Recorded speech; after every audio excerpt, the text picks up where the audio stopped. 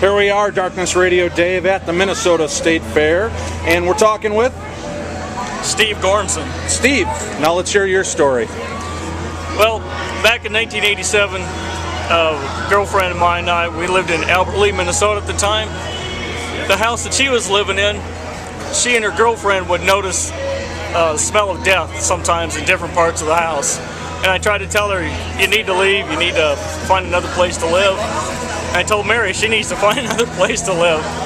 One night, her oldest son, Jeremy, was sleeping, and all of a sudden he felt a hand slap itself across his mouth and trying to suffocate him. And he remembered what my girlfriend had told him, and he said, in the name of Jesus, leave, and it left. And a couple weeks later, my girlfriend calls me. She's scared spitless, and so then she drives to my house and tells me this story that she saw a light in the closet downstairs underneath the old stairwell.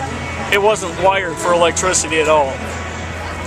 And so she got really scared, came over to my house, and I went over there to get some of her clothes, and I got her clothes, and as I was putting clothes in the suitcase, I heard a voice on my left behind me say, "Hurry up, Steve." And I turned around and looked, and there was nothing there.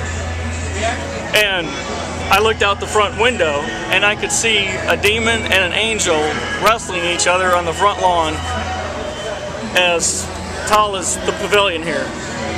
Really? Yes, sir. And quite large. And then they pushed each other into the house, and the whole house actually shook. And that's when I decided I'm going to get the heck out of Dodge and slammed the suitcase shut and ran out to my car and went back to my house. And she took one look at me and she says, "Well, what did you see?" I can tell by the look on your face that you saw something really terrible. And back in the 60s, we'd seen a UFO in the middle of my town, little hometown of Lake Mills, Iowa. Even the police chief, not the police chief, but one of the police officers saw it at the same time because he was standing next to us. He went over to investigate where he thought it landed. There wasn't anything there. Really? Yeah. How big was it? Bigger than, say, like a twin-engine Cessna. Really? Did it make any noises? And, made no noise, but it had lights that were, they're stationary, but you could see this light just moving across the sky. And it was like 8:30, 9 o'clock in the middle of summer, like now, and we could just see it. And he thought, at first, maybe it was an airplane that lost its engine, but you couldn't hear anything. Very cool. Well, thank you for sharing your stories. Uh-huh.